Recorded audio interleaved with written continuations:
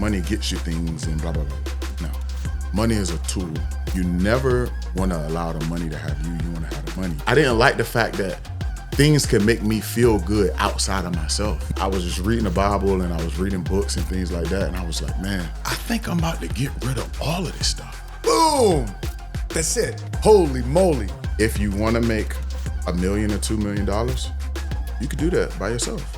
But if you want to make 7, 10, 15, et cetera, yeah, you're gonna have to really learn how to motivate and move with people. Let's get this money. Yours dollar bills getting next on out. Let's get this money. 1 year better know I'm on it. What's cracking, everybody? Money Smart Guy Matt Sapaula here, hailing to you from Dallas, Texas, and welcome back to another episode of the 7 Figure Squad podcast.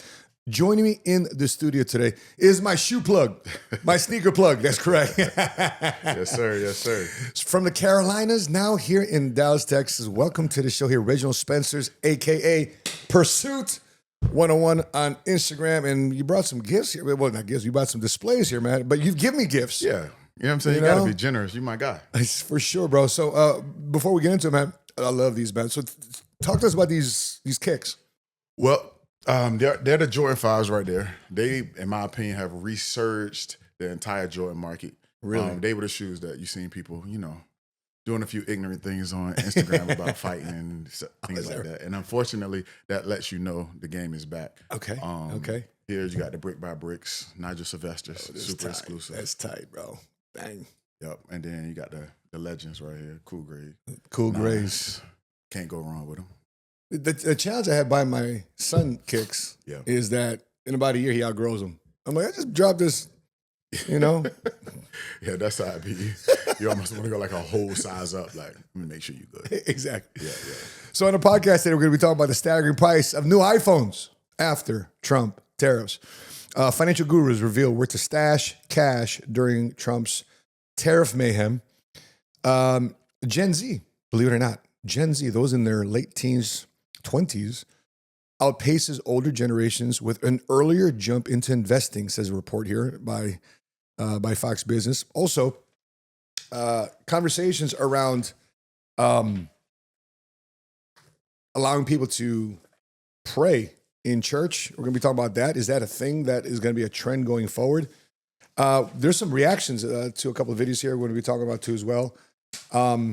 A trans track athlete wins varsity girls competition after previously placing last against JV boys. It's still going on. It's crazy. And we'll expand on that. But I also want to ask you, Reg. I mean, I met you at the Sales Leadership Summit. It was at SLS, right? Yep. At the Breakers. during the pandemic. We're one of the guys that was playing offense, man. Got to. And we're socially distanced at that time. And we're at the Breakers Hotel. Yeah. The hotel where billionaires hang. I loved it, actually. Breakers, right? It. Yeah, I loved it. The history of the Breakers, man, by Henry Flagler, Rockefeller's partner. Yeah, I learned a lot at that hotel, and some of the relationships, I probably still have about 4 of them. And that was, 5 years ago? Yeah. Yeah.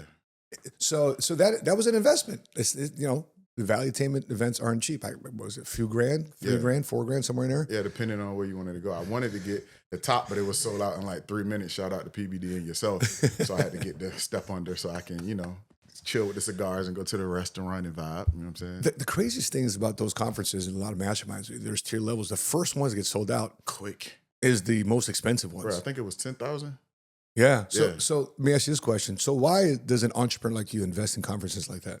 It's important because, like we always hear, the biggest investment needs to be into yourself, right? Yeah. And then sometimes those investments breed relationships like ours. You know? And it's constantly building over time. Shout out to my boy Nico out in LA. Same thing with him. I met him 5 years ago and we always stay connected. So if you concentrate on building yourself, you can build other people around you.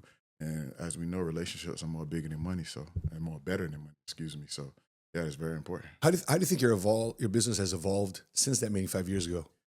Huge. That, in my opinion, right, that particular conference allowed me to scale. I probably started scaling 5 months after that because at that point I was just having a issue with making sure, for an example, what PBD and yourself showed me there are so many different levels of how you motivate and keep your team accountable. And my specific language is madness, right? So That's right. Me and you both, bro. You know what I'm saying? Like, yeah. mine's is madness. So if Tell me I can't do something. yeah, if you try to stop me, if you say something left, because we got integrity, like there's no reason to speak left on us for no reason, right? So if you do that, then it's going to take me to the next level. But I was using that particular strategy with all of my team. Yeah. Not everybody's driven by madness. Everybody, some people are lifestyle. Some people just want to see the company go far, et cetera. Advancement. Advancement. Right. So history books. once I learned, when I learned that at that conference, when I went back, I had conversations with all of my true believers, which was about 7 of them. And I really learned a lot. I knew already, but I really understood, and it kind of really made sense. And I think 6 months after that, we started expanding. So it brought in your capacity. It increased your vision of what you had capable. What do you think? Just every entrepreneur has that, because you go into the office, you're the man, and very rarely will somebody try to tell you otherwise, because you're the boss, etc. Right? But what did you realize in terms of a self-reflection there about yourself? Was there a personal development aspect that you realized too as well, in addition to you learning a little bit more about systems and scale? Yeah, I mean, it's always when I went there, I try to find my blind spots, right? So my blind spots was just, okay, if you want to make $1 million or $2 million, you could do that by yourself. But if you want to make 7, 10, 15, et cetera, et cetera, et cetera, you're going to have to really learn how to motivate and move with people. And I already knew how to do it, but I had to really, temper it to be able to get people to do, the best and bring the best out of them. So that was one of the biggest things. And also making sure I didn't think too small. I was kind of happy with where I was at, but at the same time, it's just like, you don't even understand your potential. You know? You don't understand it. It's way bigger than what you think it is. So, and I prefer to never feel like I'm that guy. I don't like that. I don't like to. That's why I moved from Virginia. I did so well in Virginia, and it's, you could be riding down the street in a Range Rover or a G-Wagon or whatever you ride, and everybody no, this is nothing to me. So let me go to Dallas, where I'm basically everybody got a G. That's nothing. Everybody got a Rolls. Everybody, you know what I'm saying? So when I go to my son's school, it's just oh yeah, this is what I like. So, just making sure that ain't how small think at all. And I just wanted to elevate and going to those conferences, man. Me personally, I prefer you guys' conferences over many. I won't name drop, but I'm not big on the motivation. I'm big on the systems and learning and bettering myself. Specifics. So yeah, let me not ramble. Tell me how you got. Where'd you grow up, and then how'd you get involved in the sneaker business? I grew up in Norfolk, Virginia, right? The dungeon, the hood. By a bunch of Marines.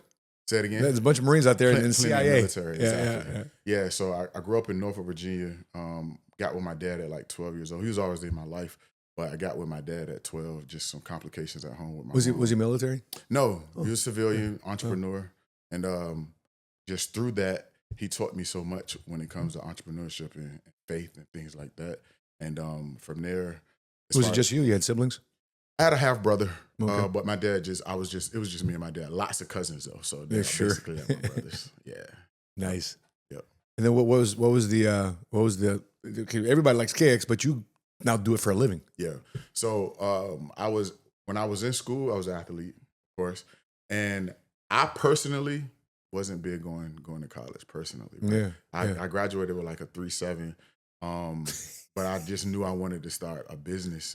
I didn't feel like I could be, take care of generational wealth just going to school, which you can do that. If your parents prepare you properly, you can do it, right? But so I started off working for my sister. She was paying me about $400 a week. Yeah. And doing what? She had a real small flea market store. Oh, okay. Right. And she was selling little clothes, little shoes, etc.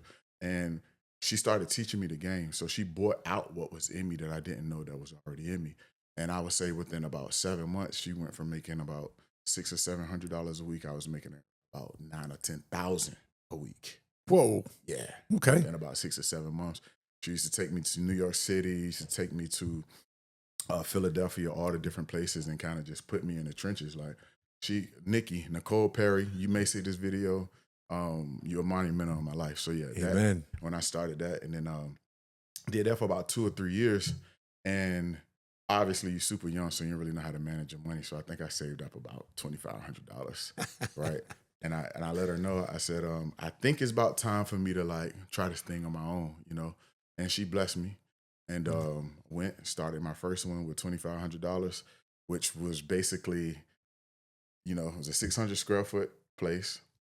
Had to put $600 down for a deposit, $600. I was about to ask the financial. Yeah, the finance. Yeah. So I had $1,300 for, you know, to buy the Merchandise. first pair of shoes and things like that. And then, you know, just through a lot of trial and error, just built it up and it's still going. So that's so cool. So the inventory you had was about $1,200-$1,300 of cash for inventory. Yeah, it was not. It was just all hustle. All hustle. That's what, 3 pairs of shoes? Nah, 4 pairs. It was probably about, back in those days, it was probably about 25 pairs. Really? Okay. Yeah. And I already had the connections. I already knew what I needed to do. Okay. So I say within about 4 months, I probably was, I don't know, doing maybe like 10 a week or something like that. Gotcha. Yeah. So you find your source. Now you became a distro. Yeah. Right? You're a guy creating distribution for the source. Yeah. So when you were when you're growing up, were you a Jordan guy? You're a Kobe guy? Are you a LeBron guy? I'm a Jordan and a Kobe guy. Okay. Like, you can't go. I mean, Mamba mentality. Of course, I'm a A1 Jordan fan. If we get into that debate, obviously I'm gonna go with the GOAT, Jordan.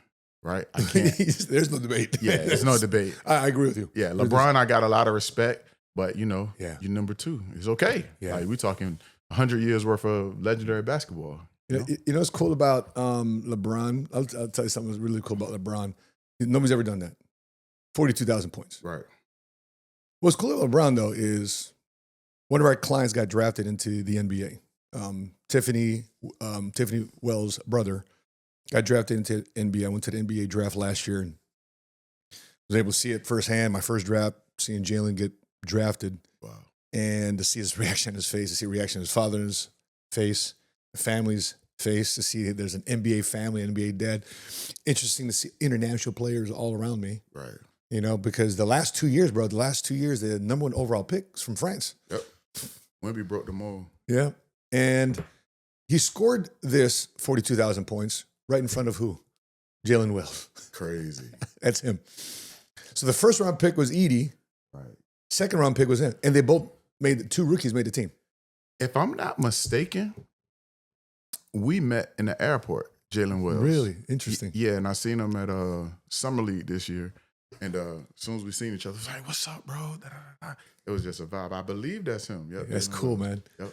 Jalen, right now, he's in a conversation for being Rookie of the Year. Yeah, he getting burned. Oh. For sure. Yeah, I'll be watching him like, yeah, that's crazy. He's guarding the best player on the other team. Yeah, and he play on his toes. So he gets busy. I'll be watching. Yeah, that's him. Yep. Yep. So very cool about that, about LeBron. Cool little factoid there. But so how did you use smart capital and smart use of your revenue as you went from one man store to employees to expand to new stores? What can people learn about running a retail operation? Well, before I talk about like a retail operation, I'll just talk about like fundamentals. Okay. And changing your heart and changing how you look at money. Right? Okay. That was the first steps for me. I love that. Growing up, money gets you things and blah, blah, blah. No. Money is a tool. You have to change your relationship with it. So what I always say is you never, want to allow the money to have you. You want to have the money. You never want things to have you. You want to have the things. So I remember, I think it was like 2016. Where I come from, you got to have butter whip. You got to be fly, right? So I always had a foreign something, right? Like a Louis or a Gucci? I'm talking cars. Oh, car. Gotcha. Yeah, Beamer. Yeah, gotcha. Yeah. So in 2016, I just asked myself, I was like, I didn't like the fact that I felt really good because I had Mercedes, S550, etc. I didn't like the fact that I felt so good because I had BMWs and etc. Right? Yeah. So I was just reading the Bible and I was reading books and things like that. And I was like, man, I think I'm about to get rid of all of this stuff. So you had a revelation. Yeah, I had a revelation. I'm about to get rid of all this stuff. Because one, it was too expensive. I didn't like the fact that things could make me feel good outside of myself. So I got rid of, I had 3 cars, 2 Mercedes, 1 BMW. I sold all of them within 30 days. And I rolled around in a Corolla and a Toyota something for like 2 or 3 years. And another thing, I didn't like the fact that I was driving around in these foreign cars, but my liquid wasn't where I wanted it to be. Oh, interesting. And I'm never the type of person to look like something and not be something. So got rid of the cars and I started, really paying attention to building my liquid up slow. It was like I got this habit I teach a lot of my people. Start off, like if you at the beginning stages, start off by saving money every single day. Yeah. And what'll happen to you week by week, month by month, you'll recognize that, dang, I was saving $15 a day, I was saving $20 a day, I could have saved $50, etc. So even today, even though I don't have to do that no more, I still save every day. It's like an alarm that go off in my phone and make sure my phone is on silent that I save every day. Why? Because people, that are super wealthy say cash is trash, but I don't believe in that. I believe like if you have the liquid to do what you need to do, that puts you in position and you never know. I'm gonna tell you a story and you never know when the opportunity will come. Boom. Pandemic come. Right. Oh, okay. So I've been focusing on this habit of changing my relationship with money for 2 or 3 years now. Yeah. So pandemic hit, I'm like, oh man, never not been able to, earn. So I won't panicking though, because I was okay. I just ain't just like anybody else. We didn't know how long it was gonna be. Did they shut down your stores? Shut down all my stores. Oh my gosh. Shut them all down. Everybody was shut down. Competition was shut down. Everything. So was your rent shut down? My rent was not shut down. It wasn't shut down. I was like, wow. So landlords are saying, we understand what you're going through. Don't pay rent for right now. Nah, not when you in no mall, right? They was like, nah, we still had to pay. So make a long story short, I think maybe like 4 weeks into the pandemic, I got a phone call from competition.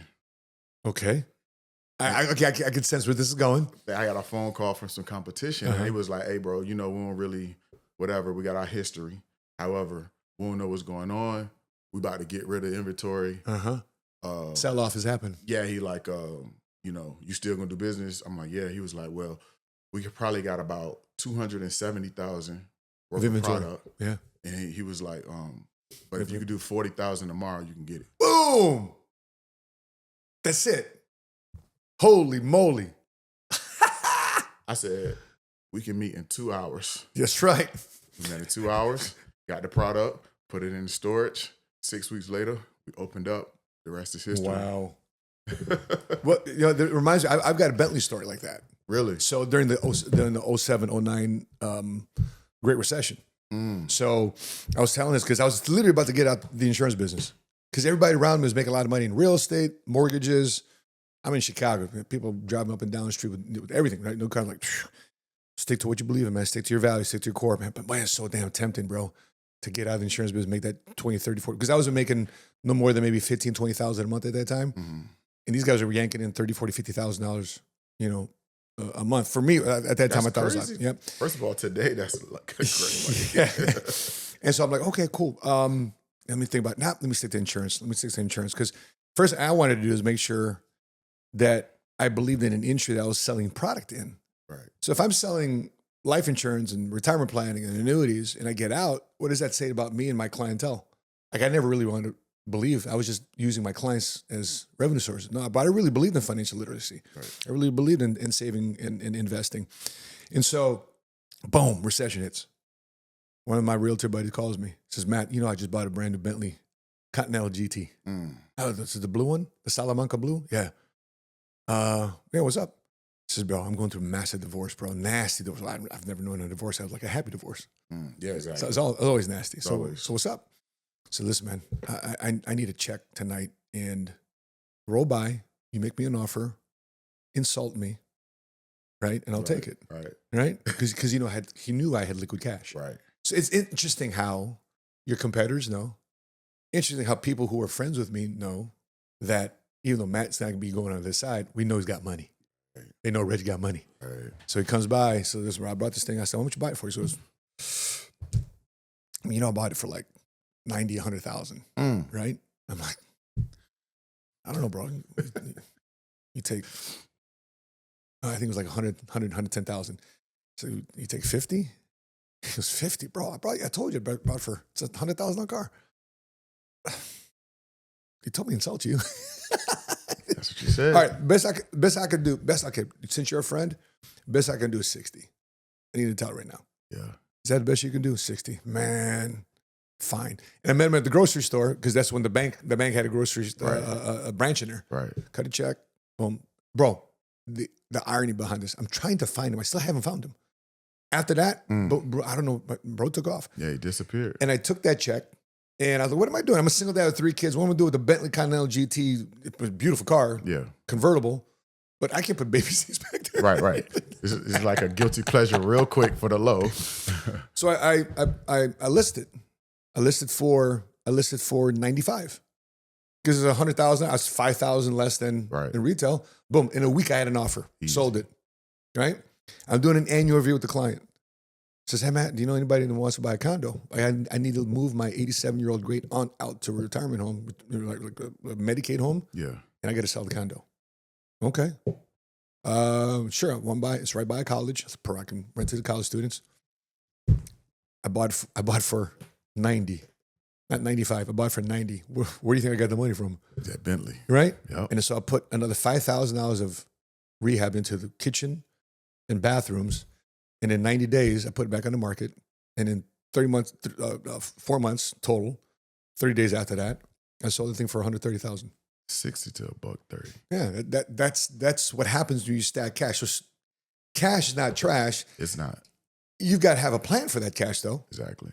If you don't have a plan for that cash, that's a trash strategy. Exactly. And you have to, when you really focus on just understanding who you are and not trying to do anything for no other reason, especially for people that don't care about you, just finessing out and fraud. And I hate that, right? I don't like that word, but that I do hate. It puts you in position when you know who you are. You never know what's coming. You never know, And I teach anybody that's a part of my entrepreneur platform the same strategy, prepare. Yeah. And then, like you said, just to kind of piggyback to what you asked me, that same concept is how I was able to grow the business, right?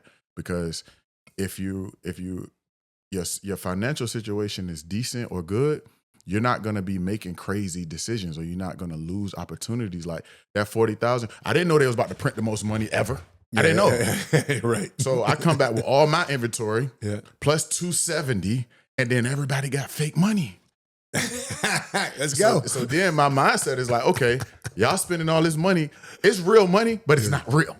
So I'm not about to move like I'm making 7 and 8 and 10x. I'm just like, wow, I'm just stashing it. So that's what I say, man. It's all about our habits and understanding who you are and just having a bigger picture, because just like you're doing great today, something can happen in 2 years where things are different, Yeah. And I've been through that several times in my life. And, as you and PBD say, always operate with a sense of paranoia. That's right. Paranoid, only paranoid survive. Yeah. Family, kids? Absolutely. Like I got 2 sons and Ocean and Phoenix. And that's my legacy right there. I love it, bro. So he is an example of how not to have a dad bod. Just to let you know, when he came into my my complex here, they requested him to ask for his gun license, his concealed carry. Yes, but what does it mean to be a dad, to be an entrepreneur, to be physically fit, to be spiritually fit? How does that all mesh with you?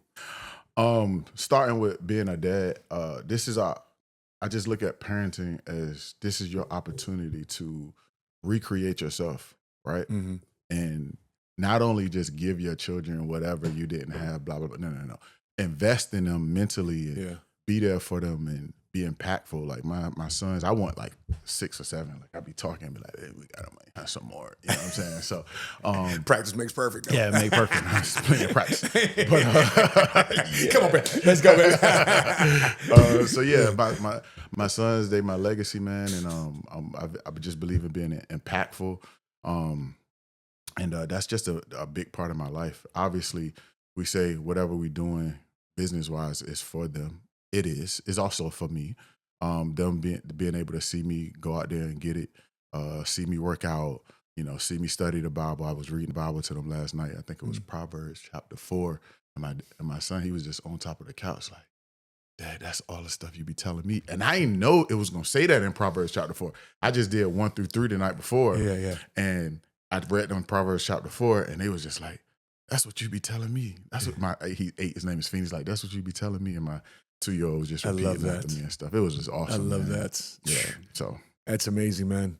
When the way you live your life is not necessarily about what you're telling them, because your sons are remembering it because you're in the act of you expressing it, yeah. and mentoring and coaching them.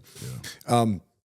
When you're thinking about your business expansion into Colombia, tell me about that, because now you're an international businessman. Yeah. So the first time I went to Colombia, it was for one of my great friends. It was his bachelor party. None of this passport bro stuff. Huh? Nah, I mean, for the guys that need that world, hey, tap in, do what you got to do. No judgment, right? But I went out there for his bachelor party, and it was lit, of course, right? Mm-hmm. But I don't know, something like wrong with me. Mm-hmm. Like, it doesn't matter where I'm at. The business ping just go off in my head. Yeah. No matter what. I think we was walking somewhere, and I was like, yo, it's a lot of Americans here, like Europeans, Indians. And then Which city in Colombia? we went to Cali, and we went to Cartagena. And it's lit. Like, obviously, everybody know the history of Colombia, etc. Coffee. But yeah, it's coffee. It's plenty of coffee. Keep you up all night. The white coffee. Right. So that they know that history, but the people come there. So I'm just walking around, and out of nowhere, I see this store, and they had real Balenciaga, Okay. real Hermes. Okay. I was like, I'm gonna link up with y'all in a minute. So Yeah. I asked the owner. I was just talking to him, picking his brain. He knew English, and from that point, I never forgot. Even though it was having fun, so I went back down there like 3 more times. I had an attorney down there, so my attorney, she introduced me. But I had my attorney and security, and I was invested in somebody down there after about 3 months, and we went down there, and so we started touring every area in Colombia. Bogota, Cali, Medellin, Cartagena. We was just going everywhere, and I was just looking at everything. And I started studying the taxes and learning different things. And I said, when we went to Medellin, the feeling you feel in Medellin, if you compare it to America, is like Los Angeles. Really? Yeah. Wow. Their capital is Bogota, Mm-hmm. but like Medellin is where you get the who's who of whoever. Oh, wow. That's where they come, right? So my attorney, her name is Luisa, and got a good team too. Yeah. God has really blessed me with that, man. I mean, I understand how to build people, but he really blesses me with good, loyal people. And with Colombians, they're gonna be treacherous or very loyal. One or the other. No middle. And I've been blessed with some really loyal people. Gotcha. And when I seen the opportunity, I would hear people ask me, why Colombia? Why Colombia? And if they knew what I knew, I just tell them, why not Colombia? Mm-hmm. You got to expand, right? Yeah. And then it that was always a dream for me to go abroad, but I just had to do it the right way. So does $1 go a long way in Colombia? It goes a long way. You just have to make sure you have really good accountants, Okay. right? And my team down there, shout out to Lucho. We got a nice bonus system, et cetera, to make sure, because I mean, they have a certain dollar amount they have to make, but I just want to make sure my team goes above and beyond, and we've been through a lot of trials and tribulations out there. That's kind of part of the game. Like you learn a lot about the government. You learn a lot about their DN. That's basically like the IRS. You learn, right? I'm not going to say too many super details, but I'm going to just say they're either really treacherous or they're really loyal. And some people out there are real treacherous. So as long as you got a good team, I would give our first year and a half in Medellin, I would give it a strong B++. Okay. Yeah, the revenue has been solid. So I give us a strong B++. Got maybe a 15-man team down there. 15 men. Okay, Yeah. not bad. Yeah. You have a camera system that you look at on your phone, like one of those. Of course, bro. My man, Of course. what's going on? Yeah, I got security in Cartagena that's all he do is look at the camera and screenshot me if anything is not right. Because you got to you got to make sure you protect your product. Yeah, of course. And I mean, I spent a lot of time with them too. I think that's one of my things that I really hold tight to. I micromanage until I trust. Yeah. And I really try to put my DNA into my team. Yeah. Even if you don't understand what I'm saying, somebody there that make you understand what I'm saying and translate, right? And I spend a lot of time. Like if I'm there for 2 weeks, I remember at the beginning when I first moved to Dallas, the first year, I forgot what my house looked like because I was down there so much, right? And I'm so glad you bought down here now, bro. Yeah, I love it. I love it. So, I mean, I could just go on and on and on about Medellin. But Pursuit Medellin is lit and we coming, man. Well, I'm going down there because I'm getting some stem cell type stuff down there. Because you can get more of the pure stem cell down there from what I understand. No, it's true. One of my customers FaceTimed me from the store 2 days ago. Yeah. And I was, because he has diabetes and he down there, he was in the store and he was showing me, hey bro, I'm buying da-da-da. He was buying like 15 pair of shoes. And I was like, I said, I noticed you down there pretty often. He was like, yeah, I get my stem cells here. And he was down there for his second treatment. The first one he told me, it was like, he got a lot. It was like 11,000. This time it's like 5,000. Yeah. I don't think we're getting that done in my body, man. Keep the, I heard a lot of good things about it. Stem cell, 100%. I met a stem cell guy at the first Breakers conference out in LA. Yeah, doctor. He's been. I asked him the same question. He had a very good response. Not so sure if I buy it yet. The absolute best place that I hear for stem cells is Panama. Yeah. Okay. We'll check that out. Panama. We got a canal back. Yeah.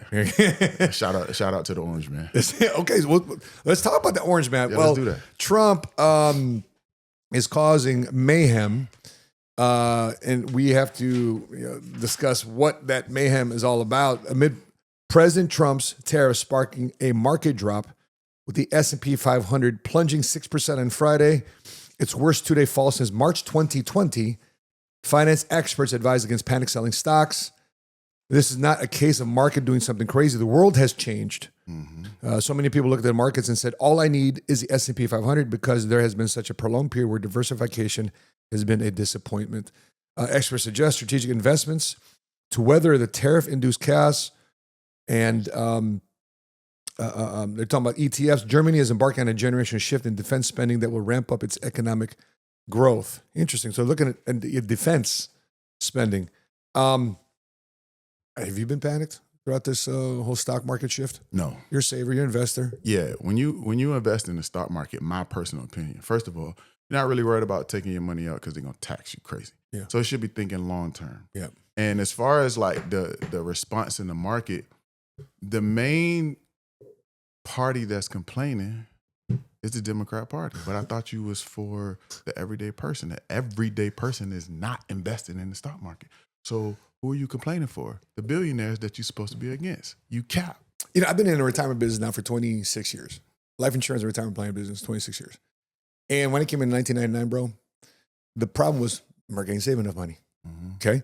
Fast forward 26 years. What do you think, Reg? Has America got better at saving and investing money inside their 401ks, their retirement accounts, or have they gotten worse?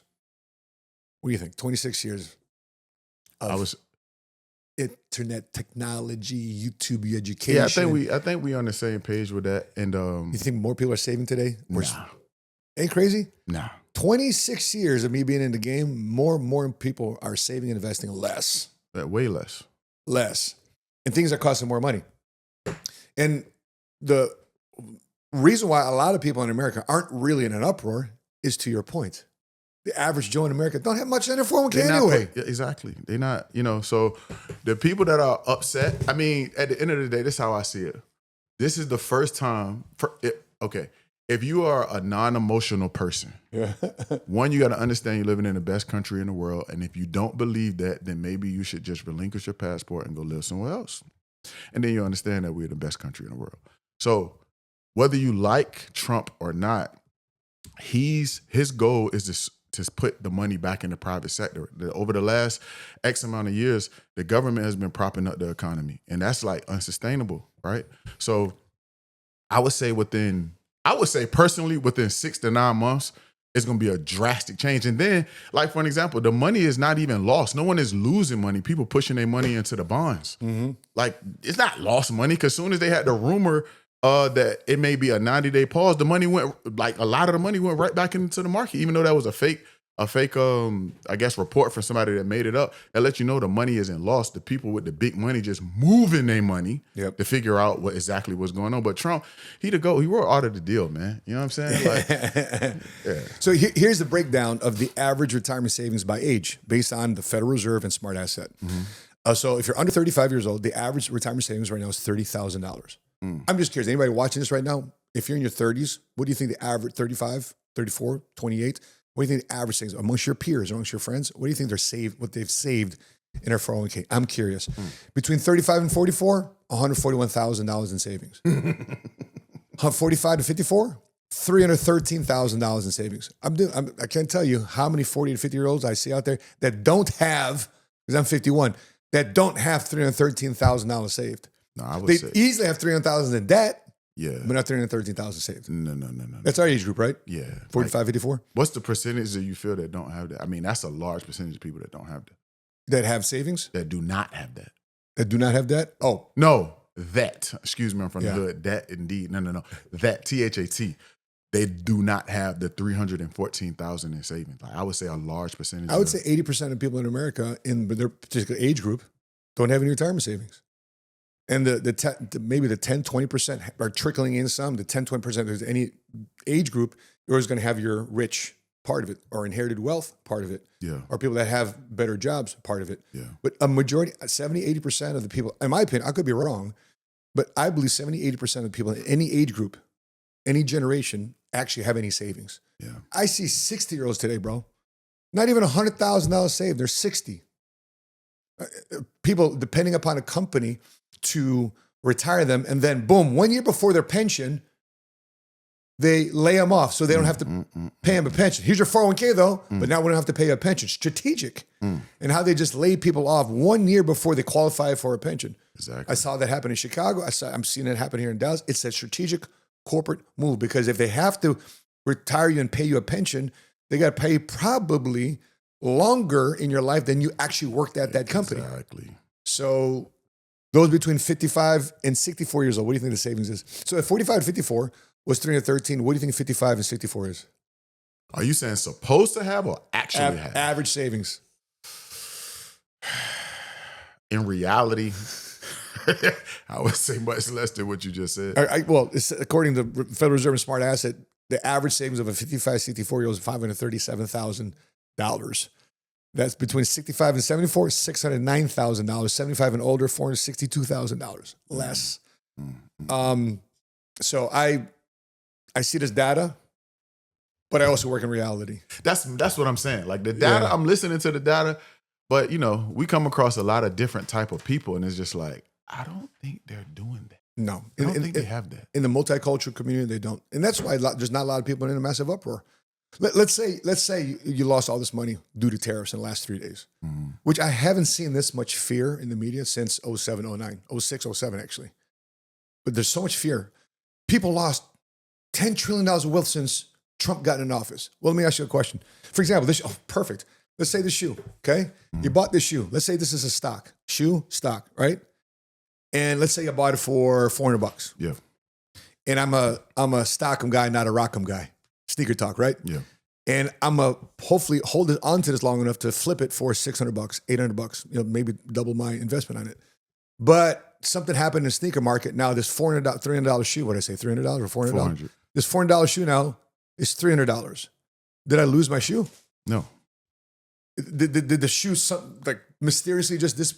I still got the shoe. It's just not worth as much. The analogy that you're saying is literally the analogy that the sneaker market went through for 1 year and a half.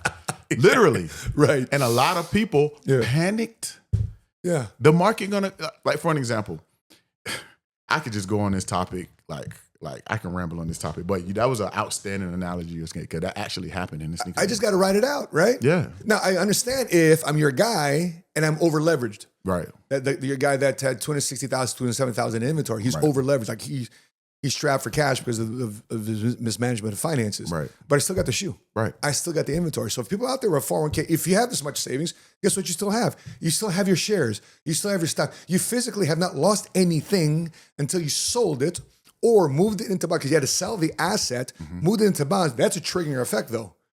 So if you bought it at 400, now if I just bought this for $400 shoe, and now I sell it for $300, I don't have the shoe no more, right? Right. But now I lock in my $100 loss. No, you really lock it in. I really locked it You in. have no chance to get it back. It's a realized loss. Yep. That's when you lose money. Yep. I think PBD literally just was talking about that the other day. I that watched right? him talk about that. You and y'all are on the same accord. I love that about you guys. That's awesome. That's my guy, PBD. That's my vibe. And then to your point, sorry to cut you off, the media everything is Trump bad, no matter what. So even if they understand what's going to happen, the media is the medium. They're the medium of information. So the people that lack knowledge, unfortunately, well, I won't say that. I don't want to get in trouble. But actually, I don't care about getting in trouble. The least educated group of people is the Democratic Party. Period. Okay. They don't do enough looking into anything. They just go off what they hear and they move with their emotion. And the media understands that when you can control the emotion of people, then you can, cause a lot of damage. So that's their goal, is just to kind of keep that fear and that fear and that fear and that fear. No matter if they know the truth, I believe they know what's going to happen. Right. But their job is to kind of like push their base. So one thing I got to tell about you, bro, I respect the moves that you're making. Remember, I invited you to my first cigars event back in December, and you said you couldn't make it. Yes, sir. I said, bro, come out. I said, I can't make it though. But guess what? What did you do? You bought 2 VIP tickets. So I can't make it, but I'm supporting your event. I bought 2 VIP tickets. Give to somebody who can go. Absolutely, man. Right. So that's, by the way, that's a power move. That's called supporting your industry, supporting your community. And what happened to us? Hey, bro, I my top guys. I needed. I don't know. We bought 12, 13 J's, 15. Something like that. 15 J's. You remember the order? I remember. My top guys needed some J's, right? And who do we? I'm buying from the local down the street Foot Locker. Hey, Reg, bro, I want to call you because you support me. I support you. That's the way business is supposed to be. That's how it's supposed to be. And the relation, like you said, relationship is way more powerful than money. Like, just from the beginning, our relationship is all like, when you're a genuine person, you know another genuine person. Like Flocka said it up here. I was watching that. He said, I just know. So when I talk to Matt, I just know he's just solid. So I'm going to just give all my correct energy. And it ain't about money. It's just about, you got a great person in front of you, and because we don't come across so many people that are genuine. So when you feel that generosity, you just, it's just a natural thing for me, man. So supporting everything that you do, whether it'll always be A1 for me. If anything, these times reveal who those relationships are. Facts. Because it's easy to find friends and network when times are good. Yeah. It's fair weather friends, right? But when times are tough, when times are bad, who stand strong to their business plan, their values, their principles, their standards, their cash. Yeah. You'll find that out during tough times. I like tough times. Yeah. What's that term? It says tough times creates tough times create strong leaders. Strong leaders create good times. Good times create weak leaders. Yeah, I need to write that down. I've listened to that several times. Thank you. Shout out to my boy Matt. So speaking of what's going on in the marketplace today, the iPhone, believe it or not, you an iPhone guy? Of course. I'm an iPhone guy, okay. If you don't have an iPhone, it's almost like... President Donald Trump's Liberation Day tariffs imposed a 54% of Chinese imports, set to increase the iPhone Pro from $580 to $850 production cost. Potentially driving its retail price, check this, from $1,100 to $3,500 per iPhone.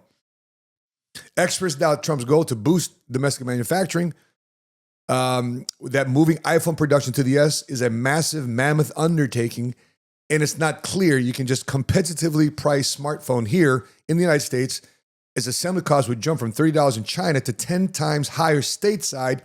So in other words, instead of manufacturing the phone in China, and by the way, I got a... Yeah, their minimum wage is 50 cents to $1.20 per hour. Yeah, right. Slave labor. For example, glass is made in Kentucky, but it's sent out to Taiwan and Japan. Flash memory and DRAM likely come from Kiox's factory in Japan. The accelerometer, Bosch SensorTech, based in Germany with locations US, China, South Korea, Japan, and Taiwan.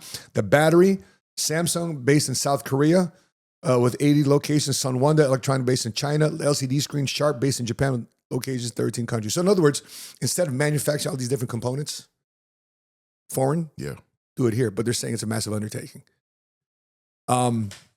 Well, so I got a take on that. Tell me. All right. Experts are wrong all the time. That's first of all. Right. And if Tim Cook and Trump has had a meeting and they've invested all of that money to come here, they know something y'all experts don't know. Clearly, y'all not the experts. Tim Cook is an expert. You understand? Whether you like him or not, Trump is an expert at making deals. So, I mean, I take, experts' opinion with a grain of salt.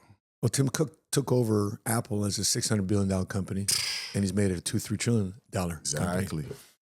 So he wasn't the CEO founder. Jobs was, but man, what an operator he's been. Exactly. I mean, for example, he's gay. I could care less for somebody with sexual orientation. Yeah. Can you do the job? Exactly. Clearly, he can do the job. Clearly. And no judgment. Of course, I don't come against the sinner. I come against the sin. And sometimes people have to be aware of what their sin is. But along the way, I don't judge people. I mean, in the Bible, give me one perfect person that God used all the characters. Zero. Just one, right? Jesus. Yeah. But that's him, Jesus, though. That's him. That's him. That's him. God in 3 persons. But by the way, have you been watching this House of David series on Prime Video? I heard about it. Oh my gosh. Bro, think about Bible story, David and Goliath, Gladiator. Combined. It's that type of production. Oof. It's that type of production. I'm locked. Now, there's some things there that I don't agree with. They kind of like Hollywoodized it. Yeah. Like instead of calling the prophets a prophet, they call them the seer. Nah. Instead of studying David's lineage, you call But him. most people don't catch that, though. You just sharp and you catch it. Like those underlying, you be like, what? Seer. They had a bunch of witchcraft in there, which, by the way, was accurately correct. There's a bunch of pagan gods back in the day. Yeah. There's a lot of things that's happening now was happening back in the day as well. So honestly, leaving out some of those details wouldn't make it authentic. I might not like it, but it's the facts. Yeah. Yeah. One thing I didn't agree with is they made David a bastard child. Like the reason why Jesse would not acknowledge him as his son is because he laid up with some other woman he wasn't married to. Right. I've never known David to be a bastard child. Yeah. But I mean, they gotta, be a little propaganda in there. He got a baby mama. So, now, speaking of that, Texas Senate. We're in Texas now, baby. Yeah. Passes bill to allow teachers, school employees to pray, engage in religious speech. Texas Senate Bill 965 passed 22-9 on a party line vote, allows school employees to engage in religious speech or prayer while on duty in public schools. It aligns with the U.S. Supreme Court's decision supporting public school employees' religious freedoms. Current Texas law, per the Texas Education Code, protects students' rights to pray voluntarily, stating a person may not require, encourage, or coerce a student to engage in or frame such prayer meditation or meditation. Allows for the period of silence for reflection. SB 965 extends these rights to employees facing no infringement from districts or state entities except in narrow cases. The bill now awaits Texas House approval. Wow. So it's on the floor. That's a beautiful thing. Amen. Okay. So can I do the flip side to that? Let's do it. What happens if I'm a Satanist? So if you allow for the Christian to practice a religious freedom, you should also allow the Satanist. Now, bro, 100%. I mean, I'm a Christian. Right. I'm just giving the flip, the opposite. Devil's advocate. Yeah. Being the Literally. so many words. What do you think? Woo! It's a tough one, bro. Yeah, it's only tough because you're considering everything in free speech. Free speech is a very, very, large topic, right? Yeah. So, taking prayer out of church. Okay, first we got to out of schools. We got to undo that. Why did you do that? Well, Right. in 1965, they decided to take the Bible out of school. They started doing this because of the separation of church and state type conversation. Yeah, I mean, I understand, but I'm just saying that should have never happened, right? So if any person or religion, you should be able to pray and do what you need to do, right? Whether you're a Christian or you're a Satanist, obviously that's a 10 and a 0. But you should be able to do it. I don't agree with it, right? But we need prayer in schools, man. It's very vital. I never understood why that was taken out. Even they try to take out the Pledge of Allegiance and all those different things. And it kind of shows you who really has been running our government for a long time. That's how you know they could have easily inserted financial literacy in our school system. Easy. As fast as they introduced LGBTQ agenda, they could have easily introduced financial literacy agenda. They don't want to, though. They want to. America's being broke is a benefit to the bankers in Wall Street. Yeah, and that's true. But at the same time, I don't like. I be having certain conversations with my parents. Right? Why they don't teach them this? Why they don't teach them that? Okay, hold on. Let's take a break. Why don't you teach them? Bingo. Right? No matter, we always say, no matter what goes on in the White House, the most important thing that goes on in your house. Exactly. So it's not up to the school system to, even though my son goes to a great private school, right? They do teach him that. But if they did not teach him that, it's my responsibility, whether it's myself or investing in a tutor or whatever the case is. If they don't teach Black history, it's my job to teach Black history. If I want him to know American history more, it's my job to teach him that as well. So, the school definitely has responsibility, and I think prayer is it should be on the top of the list. But at the end of the day, like as a parent, like it's your job to make sure that's going down. How old is your oldest? 8. 8. Okay. Phoenix, my boy. Phoenix. I love it. When he hear this podcast, because he loved to watch everything that we do.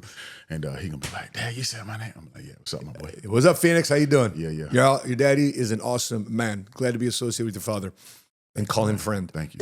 I had a situation with my son. I'm going to bring up a topic. Trans athlete here wins varsity girls competition after previously placing last against JV boys. So last year, 2 years ago, we had a son in a private school here in Dallas. And we're on the parent group me. And they say, we're going to be teaching an LGBTQ class this Saturday. Please sign up your kids to attend. And we said, we're opting out. And the following Monday, 60% of my kids' class in the 6th, 7th grade turned gay. After that LGBTQIA plus class. In Texas? Right here in Dallas. Wow. Right here in Dallas. Right down the street on the tollway. Wow. Right? Not mentioning any specific schools, but it's right off the Spring Valley Express Highway. Yeah, that one.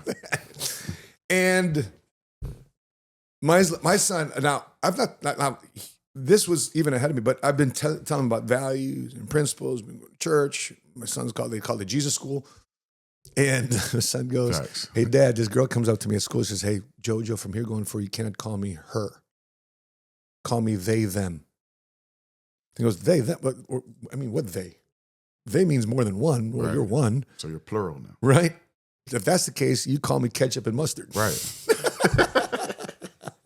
Yes, so he clapped back. I didn't teach him to clap back, but he knew how to clap back. You got your blood, so you know. It's right. But it's just common damn sense.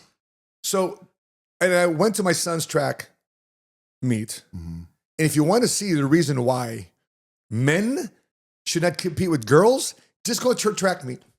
See the difference in speed and athletic stride. Exactly. In their steps. Exactly. Clearly, the girls have 2, 3, 5 steps behind the boys. Because if you notice, the girls the girls aren't the ones trying to compete with. Like it's many gay women. They're not trying to get involved in what ours. It's the soft beta no dad boys that's trying to do it. You know what I'm saying? Yeah. And I teach my son this. Listen, you don't have to be mean to anybody, but you got to have values and principles. Yeah.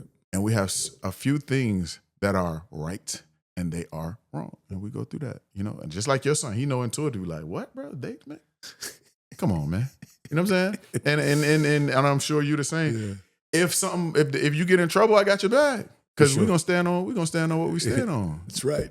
Come on, man. That's crazy. I mean, it's mind blowing. Like you be like, really? Because I remember this was when I was living in Virginia. My nephew came to me. He was like, Uncle Reg, did when you guys were in school, could the girls come in your bathroom? And I'm like, huh? This was like maybe like 6 years ago. 5 years ago. He was like, could the girls come in your bathroom? I'm like, nah, bro. Like, maybe somebody tried to sneak her in there, do whatever, but not like. He was like, no, they can just come in there, and when they come in there, they have the tampons on that sink, and they have. I say, for real? Yes. That was my first time hearing about it, and he was like cold serious. I mean, I'm like, yo, it's disgusting, bro.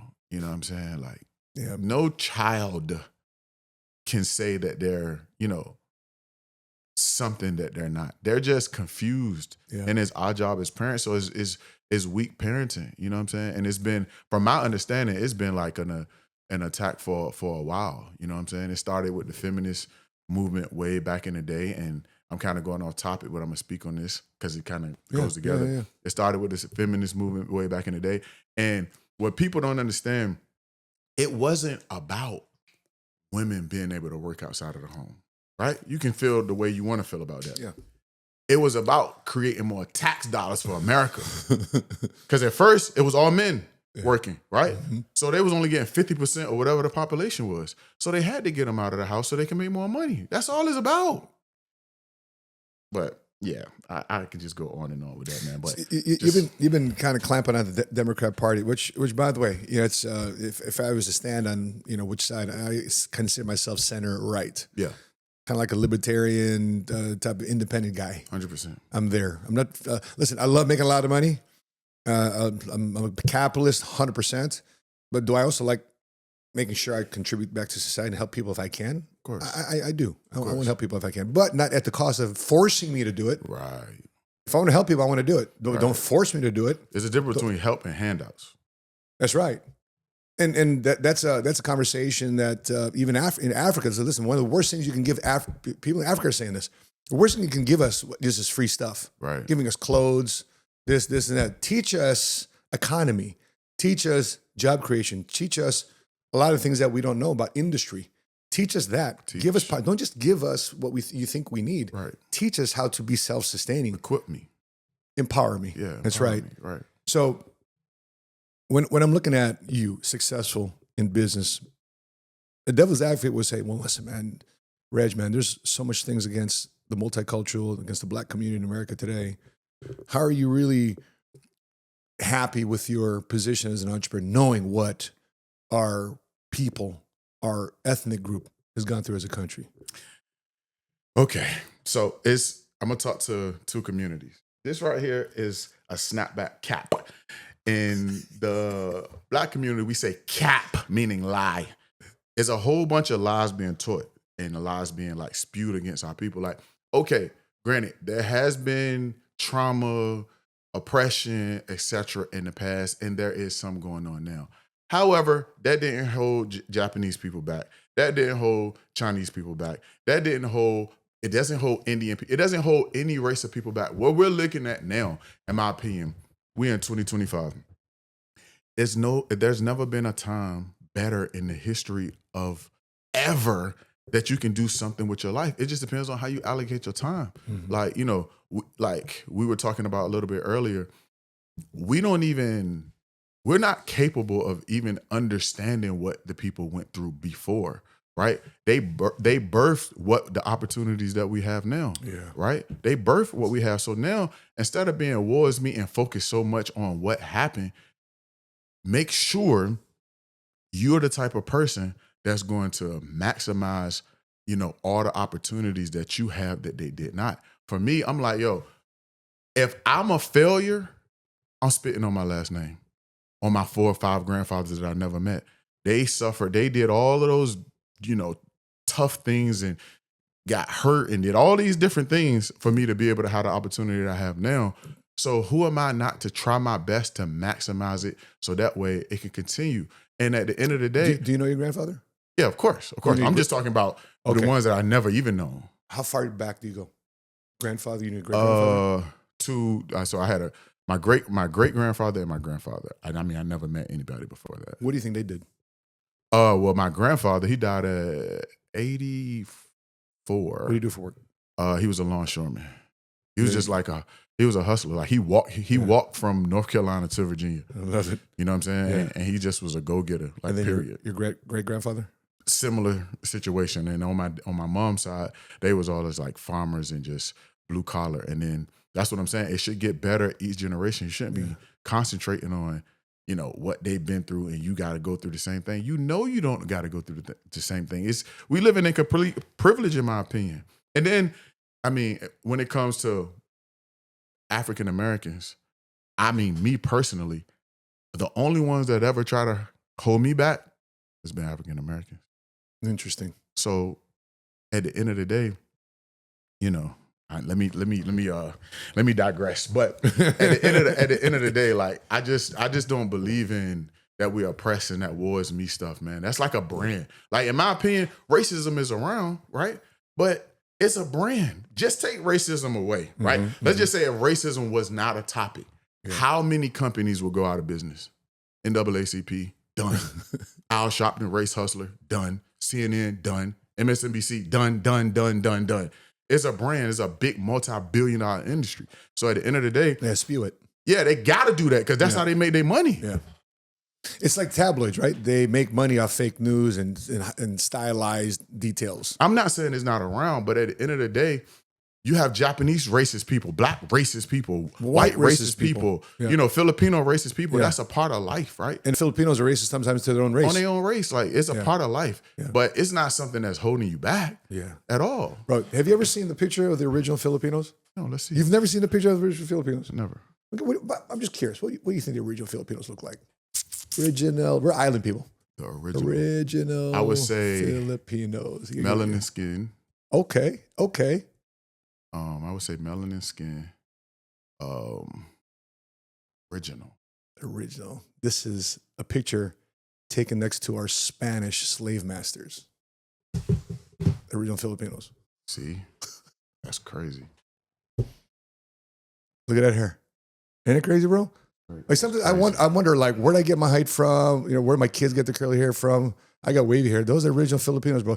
Guess what they called that tribe? What's that? Negritos. Negritos. Little black men. That sounds familiar. These were the Spanish slave masters. That's an amazing picture. And then in 1898, when the Spanish-American War ended, both Philippines and Puerto Rico got their independence from Spain. So it goes back to what you're saying. What they went through, who are you to keep complaining? And if my mom and dad didn't have me in America, I'd be looking like that. That's what I'm saying. Like, all of these people that speak ill on our country, they just spoiled, bro. You know what I'm saying? See, Negritos, the original Filipino Americans. That's a great picture. Right? That's it, but that's my history. 400 years was the Spanish enslaving the Filipinos. In fact, in the Filipino culture, have you ever seen Asian people with a Spanish last name? Mm-hmm. Right? Those are Filipinos. So in the Filipino community, like my last name, Sapaula. Mm-hmm. It's not a Spanish name. Right. But if I was a Rodriguez or a Sanchez, Lopez, that meant I got married into the Spanish Lord's family. It means I was rich. But darker skin in the Filipino community means you were a field hand. Right. It's frowned upon. Lighter skin, you were inside. Mm-hmm. You Similar situation, right? Yeah. But you're right. I think and a lot of people and a lot of Filipinos that go to a lot of the American colleges are starting to have that language. Like, we can't get ahead because of this. We can't get ahead because this.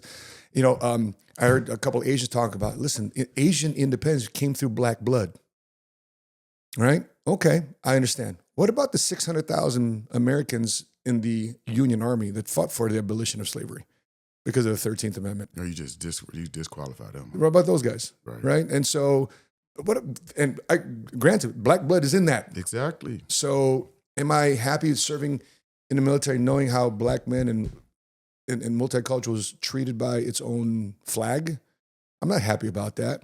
And I interviewed a couple weeks ago Dr. Dennis Kimbrough. He said, listen, African-American soldiers came back, but they couldn't get access to the GI Bill because they had to go to Fort Hood and all these southern state type of bases. But okay, that's the truth, right? Facts. But today, that's my thing. I have empathy for those times. I mean, I've read and watched so many different things when it came to the redlining and the Jim Crow law. I understand that. Yeah. Right? You have two choices. You can operate within, because of that, this is how we are now, like it's the same. Or you can say, because of that, I have the opportunities that I have. You got two choices. Gotcha. Right?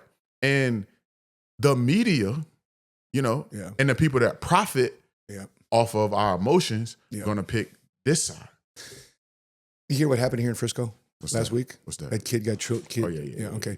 So instead of it just being two kids getting, I was like, okay, man, they're about to turn this into a black and white issue. And sure enough, here it has.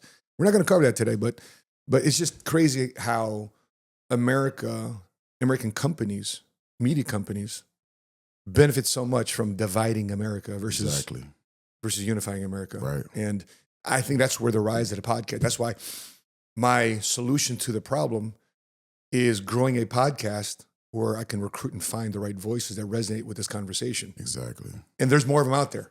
A lot more. And I just need to do this podcast long enough to make sure people see an entrepreneurial example, people in the multicultural community not being a victim of our circumstances. Exactly. Like, that's what I'm saying. It's so many people. That's how Trump won. It's because of the silent majority, right? But most people is either one or two. They can't say anything because it can financially affect them, or they just scared by their own people. If they say something, then they're gonna get, herded back in and shamed, etc.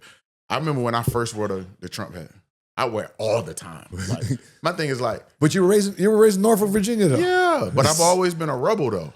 You know what I'm saying? Like, if I want to wear leopard pants with a zebra shirt, I'm about to look fresh as ever. Like, I just do what I do. I got a statement. If you ain't like me, you ain't gonna like me. Serious. Did you go to college? Nah. Probably.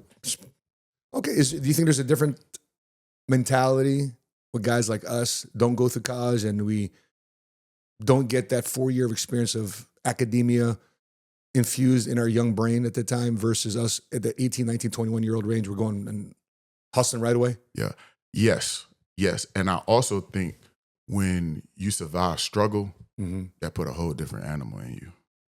But people can say, I went to college and I struggled. Yeah, it's a different struggle. You know what I'm saying? Like, it's being paid for, that alone. You don't have to pay for it every week. When you're an entrepreneur or you out here getting to it, you got to pay every day. Got it.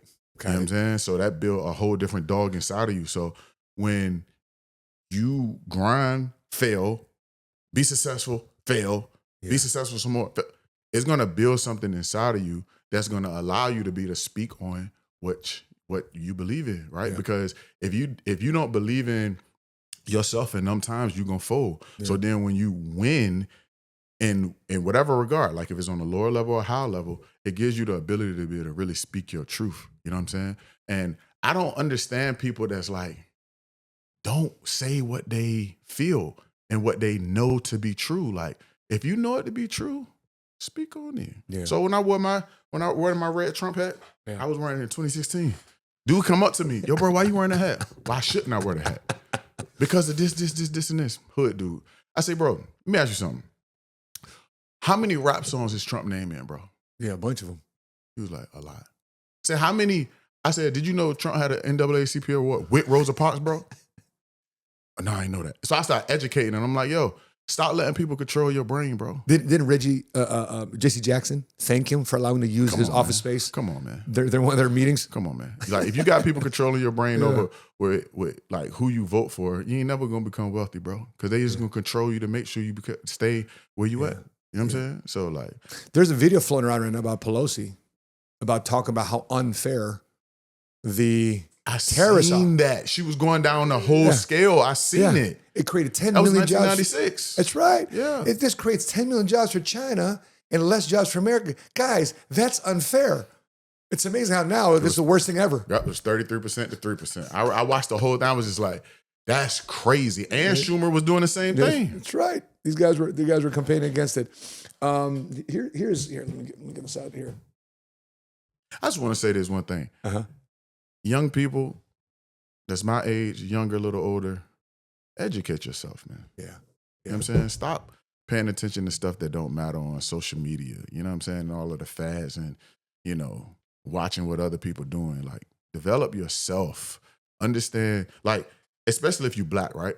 I remember, like, 2015, I asked myself, I was like, right before it was time to vote, I said, am I a Democrat or Republican? And I had to think about it. And I was like, I'm a Democrat. And I said, why? Okay. Why am I a Democrat? Was your dad Democrat? Yeah. I was like, why am I a Democrat? I was like, because they teach us that all Black people Democrats. But I don't think like that. Like, why would you, as an African-American person, why would you be a Democrat when you know that's who enslaved your people? People don't realize that. Have you seen the movie Free State of Jones? Of course. You remember when they went to go vote for Republican tickets because Abraham Lincoln was abolishing slavery with the 13th Amendment. And what them boys say, ain't no Republican tickets here. Exactly. But it was a Republican Party.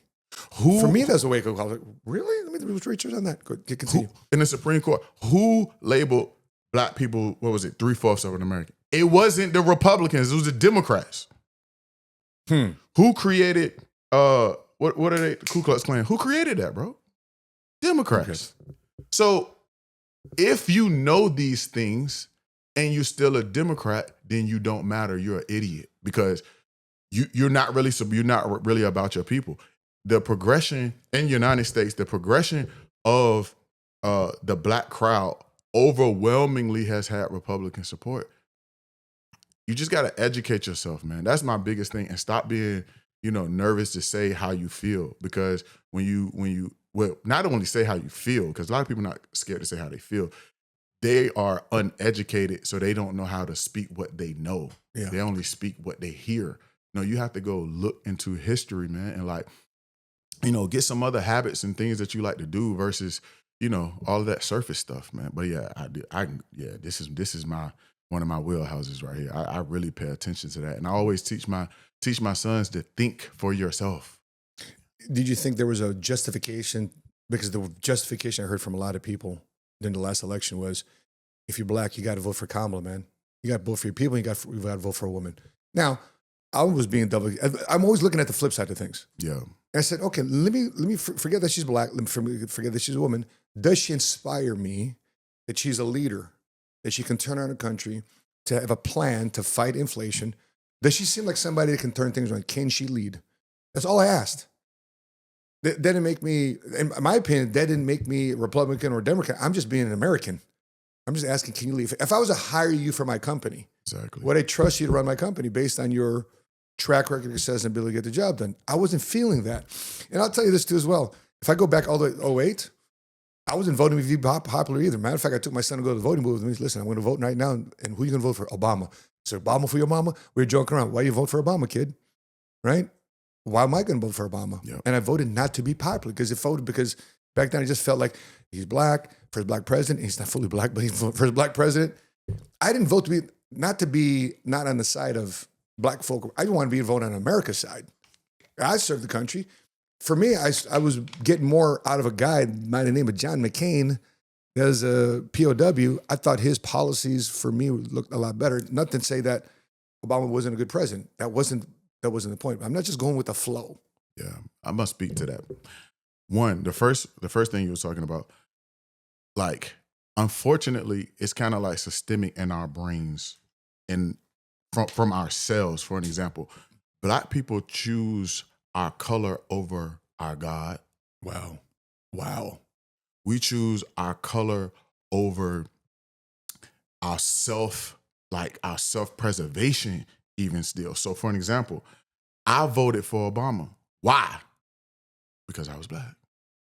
First black president. Yeah. I'm uneducated. Is emotional, et cetera, et cetera. I wonder what our conversation would be like in 08, because we didn't vote for the same person. Yeah, it would have been an OG talking to a young pup, schooling me, and I've always been an open-minded person, right? I'm not a person that can somebody can't just push their agenda on me. I'm gonna listen to both sides. Okay. If anybody just try to tell me one thing, I'm gonna just look at you like you're an idiot because I'm not. I know you're trying to convince me versus give me both and let me pick, right? Yeah. So, and to go back to your other point, 08, I voted for Obama, right?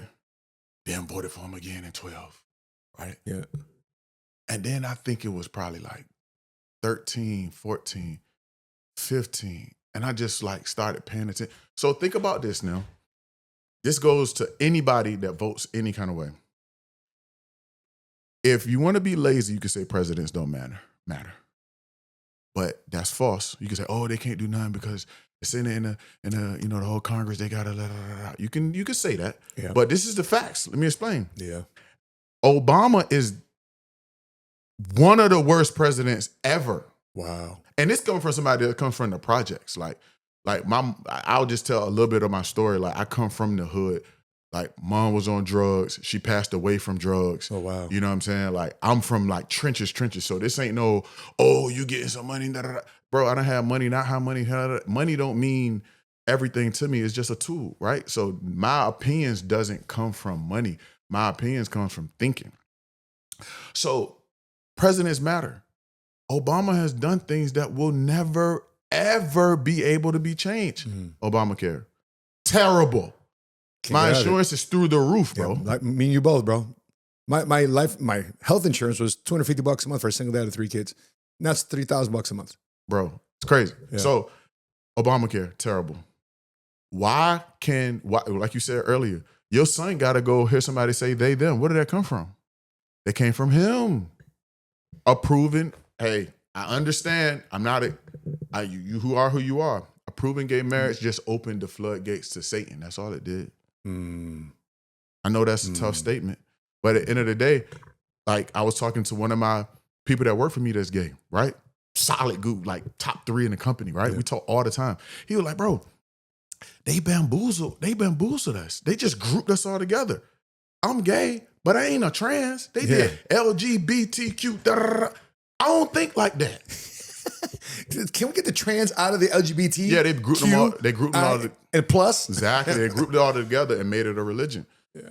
Basically. Yeah. Right? Yeah. So like Obama did several things that then, okay, what LBJ said, y'all know what he said, I'm going to have these voting Democrat for the next 200 years. Well, that was 50 years ago. That means we got another $150 to go. Right? Because he gave us welfare. So then what Obama do?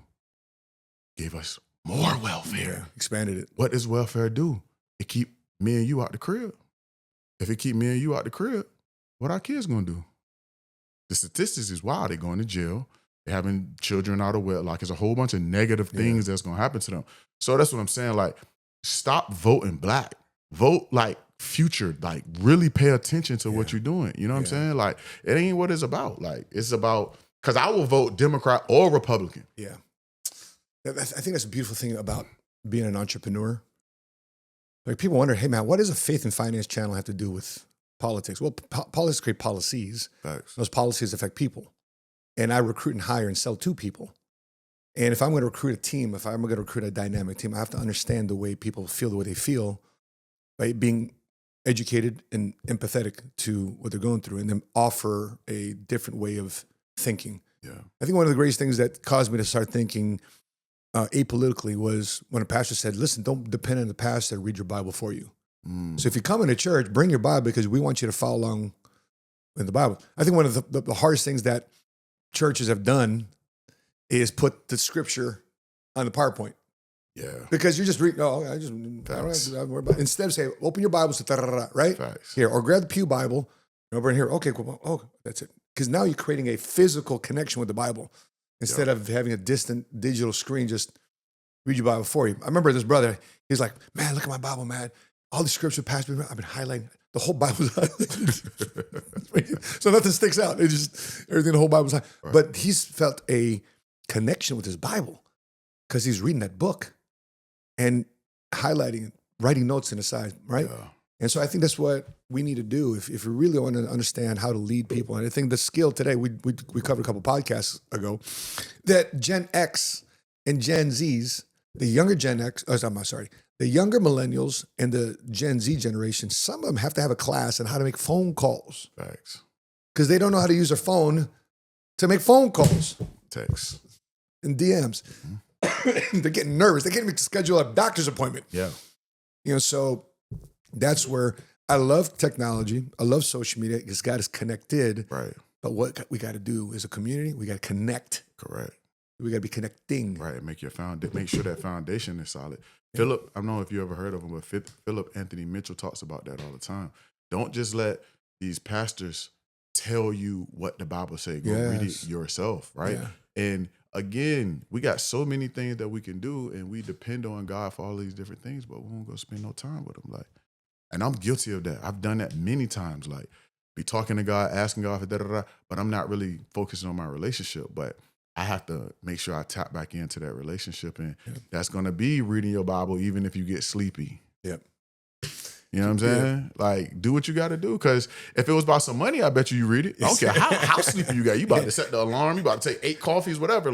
Girl calls you at 2:00 in the morning. You know you're taking that phone call.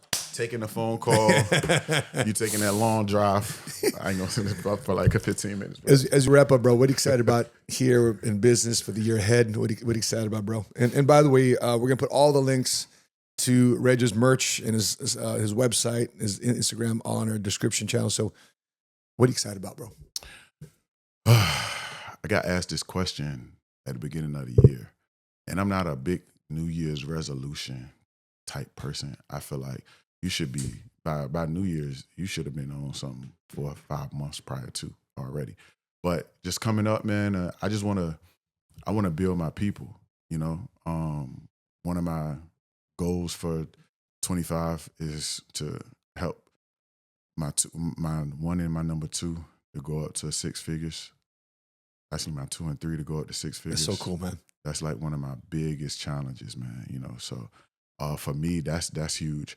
I want to make sure the quality time with my family is A1, right? Because in my opinion, when you doing something special, I don't know if balance is like really like a real thing. You just got to give. To me, it's not. Right, you got to give 100% as much as you can whenever you do it, and just to be impactful. Like the Pursuit Reg page, the entrepreneur side of things, I've been having people tap into me with that, and just being able to share my story. And you've been recreating your content, bro. It's killer content, bro. Thank you, bro. I'm inspired by it. Thank you. Thank you. Like you A1 though. Like I be like I'm like on that page. I don't even like focus on Instagram because I try not to be up there because it could be a super time waster, but I pay attention to you. You know what I'm saying? Like it's just always been A1. So if I would say what I'm excited about for 2025 and 2026, they become more and more impactful. Bro, this may go make a difference, man. Yes, sir. I pray blessings upon your business, bro. I pray blessings upon your decisions, your family. This was great. Your man. finances. Again, 100%, bro. 100%. That being said, guys, put your biggest takeaway here in the comment section below. Oftentimes people are asking me, hey, Matt, how do I connect with you? My link to connect with me on Connect is here too as well. If you want me directly, you want a guaranteed way for me to get back to you via DM or video message, connect me on Connect. We'll put the links in the comment section below. That being said, subscribe if you haven't done so already and share this with somebody that you think will benefit from this conversation. Absolutely. On behalf of Reg, the 7 Figure Squad in Dallas, Texas, I'm your money smart guy. And until we meet again, continue to live smart, continue to love smart, and be money smart today. Yes, sir.